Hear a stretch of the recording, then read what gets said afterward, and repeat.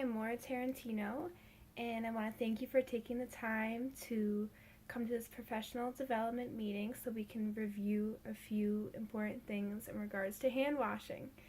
Hand washing is something that I'm sure everyone is doing every day without even thinking about it, but today I'm going to take a few minutes to just review why it is so important, when we should be washing our hands, and how to do it properly. So to start off, you can follow along in the handout that I provided. Some important and scary statistics to remind us why it is so important to wash our hands. I have a few that come from the Center for Disease Control. Studies have shown that hand washing can prevent 1 in 3 diarrhea-related illnesses and 1 in 5 respiratory infections, such as cold or flu. Now here's a question. True or false? Hand sanitizer kills all germs, including the stomach bug virus. The answer is false. So hand sanitizer alone is not going to kill all germs. If you can see in your handout, I have an interesting chart with statistics that's taken from nationalpurity.com, and a hand washing survey conducted from a sample of 1,000 Americans in 2012. This was an online interview that helped collect some of this data that we have in front of us.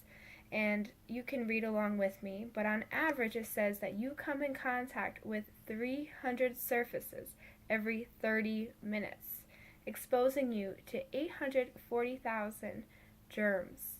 And that's not including working in a child care facility where you have a higher exposure to sneezes and coughs and all sorts of germs from these little guys.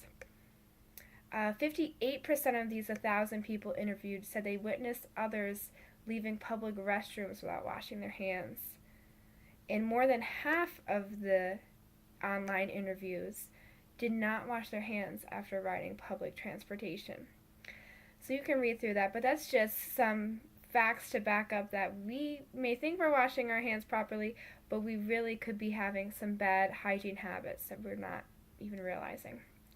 So it's important to wash hands because it cuts down on the spreading of germs. People often touch their eyes, noses, mouths, and they're not even realizing they're doing it. Doing this can run the risk of introducing germs into your body. Germs from unwashed hands may get into food and drinks when people prepare or consume them. Germs from unwashed hands can be transferred to other objects such as doorknobs, tables, or toys, and then transferred to another person's hands. Working with children, you know that they put toys in even their own hands and their mouths. They're still learning how to cover their coughs and sneezes and how to properly wash their own hands to prevent the spreading of germs. So we know it's important, but I have some studies and some more information to back up why it's important. We want to keep all of our staff and all of our students healthy, not just during cold and flu season, but year-round. The Center of Disease Control has reported that heavy diarrhea or intestinal parasites occurring in early childhood have been linked to delays in their development. Proper hand washing lessens the chances of illness and chronic inflammation, which can turn lead to better nutrition intake, more energy available for growth and development, and even a better attendance at school. It has also been reported by the CDC that children whose families were exposed to 9 months of hand washing promotion campaigns, they tended to score better across 5 areas of development: cognitive, communication, motor, personal, social, and adaptive. I found that this to be very interesting, that it's not only affecting your physical health, but it's also affecting the way these children develop. If they're ill, they're not going to be growing and developing as a typical child should be. So just even more reasons why we need to be helping our students and ourselves wash hands at school. So when do we wash hands? Students should be washing their hands, and also staff should be washing their hands upon arrival at school, before and after any meal times. That means morning snack, lunch, afternoon snack. When coming in from outside, after using the bathrooms, after changing diapers, before or after any sensory experience. I notice that this is one that people sometimes forget or overlook in the hecticness of the day in the classroom.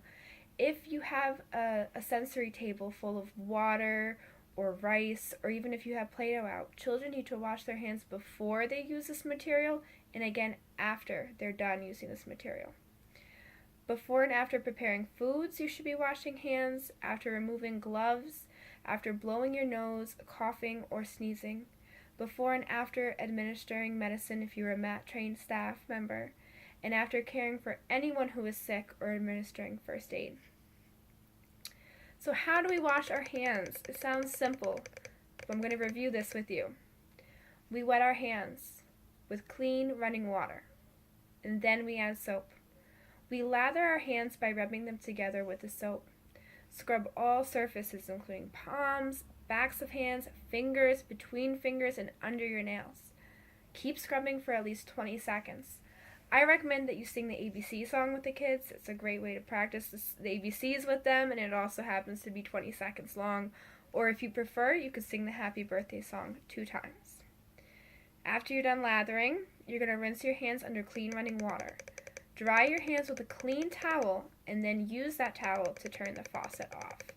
I have provided a visual picture that I also found from the Center of Disease Control.